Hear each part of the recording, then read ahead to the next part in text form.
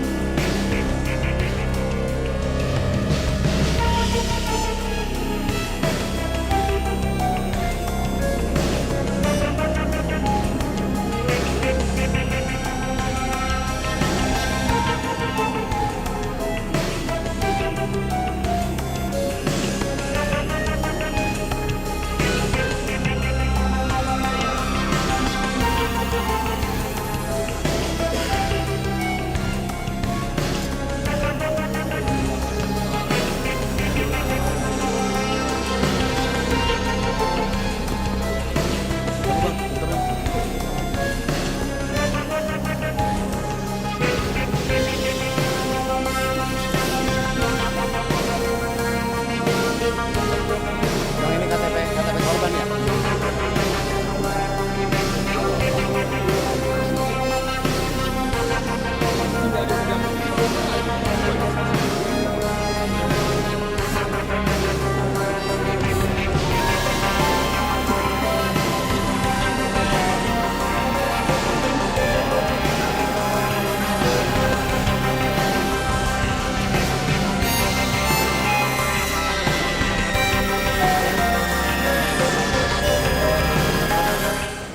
Berawal dari adanya atau ditemukannya koper berwarna merah yang waktu itu sempat viral, adanya temuan koper berwarna merah dengan isi di dalamnya setelah dilakukan pemeriksaan dan olah TKP, ternyata di koper tersebut isinya adalah sepotong mayat manusia tanpa kepala dan tanpa kaki.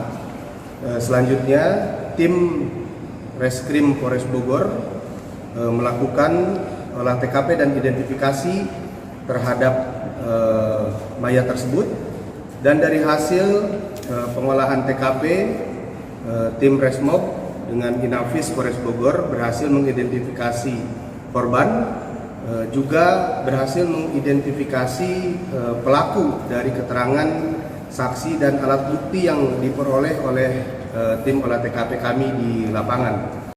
Motifnya sementara yang kami peroleh dari keterangan si tersangka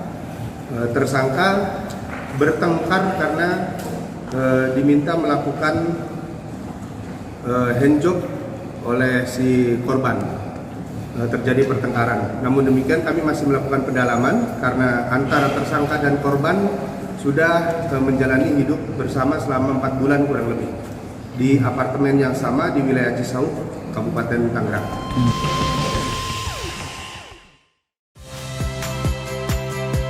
Saya Friska Clarissa.